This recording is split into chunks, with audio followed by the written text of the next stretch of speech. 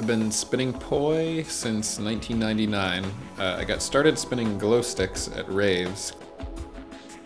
By parameterizing how I thought of poi, it turns out that I can tweak those parameters in the 3D modeling program and come up with patterns that I hadn't even thought of yet very quickly.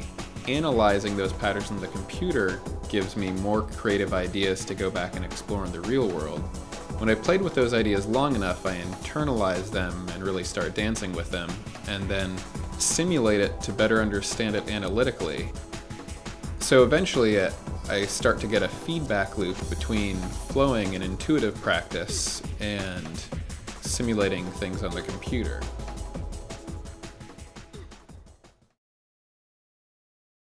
Degrees of twist refers to how wound up your hands are. Uncrossed hands have 0 degrees of twist. Crossing them over by winding half of a turn makes 1 degree of twist.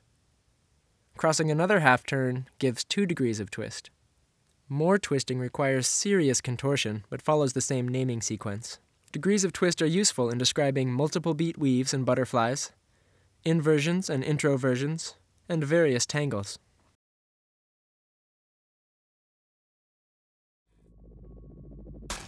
The things that worked best for myself when training poi was starting to use the fundamental inherent energy fields of the human body. So I started imagining these fields around me, and then I would try to mimic the motions with my poi swinging. The neat aspect about using this geometry is that it comes back into play with the natural motion that the poi already has. So you use those same proportions with your arms and your body, and all of a sudden you can create large imprints of mandalas around you. The key part of this that is so awakening in my spirit is that the center of every single one of those mandalas is the human heart. Understanding how to categorize the movements using geometry is just going to give you a much deeper look into yourself. What I've started to discover with logic and flow, which ties back into the masculine, feminine, left and right brain, is that the more I could study the logical side of poi and how the poi moved and what was moving and really grasp at that reality, I was also able to further my effortless states, my flow states, out of working so hard logically to try to discover this movement. And then, boom, it was a flow state, and that flow would take me into the next logical format, and I would be able to categorize it and name it, thus moving forward. Logic and flow. You can never really have enough of either. Flow logic, who knows?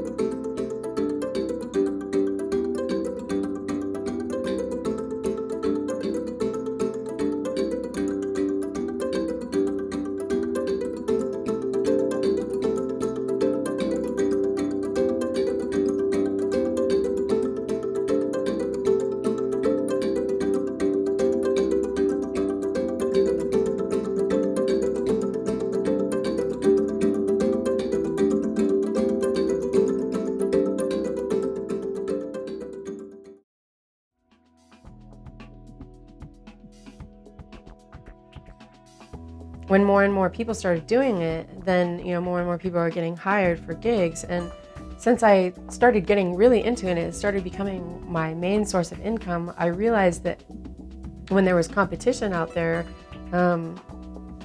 it really helped me to be more creative, because it's like, okay, do I want them to get the gig or do I want to get the gig? Well, of course I want to get the gig. I have rent to pay, I have food to buy. So what can I do to get this gig? Well, I can come up with more fire props. I can come up with different costumes.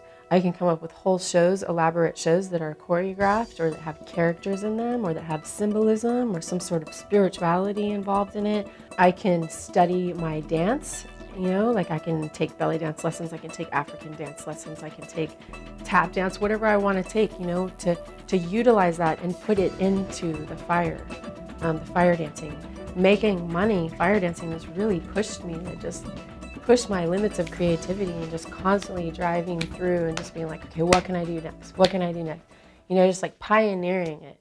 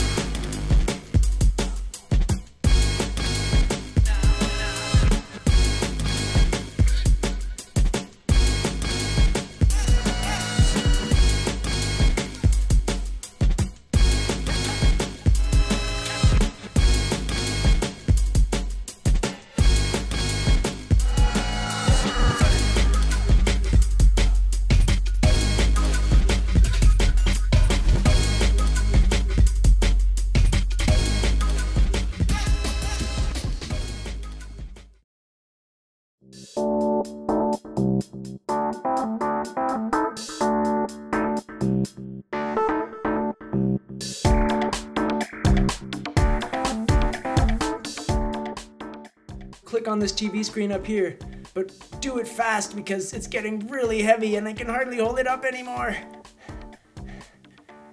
Did you click yet? No, just go ahead. Click on it. Okay. If you haven't clicked now, man, it's totally, you missed your chance.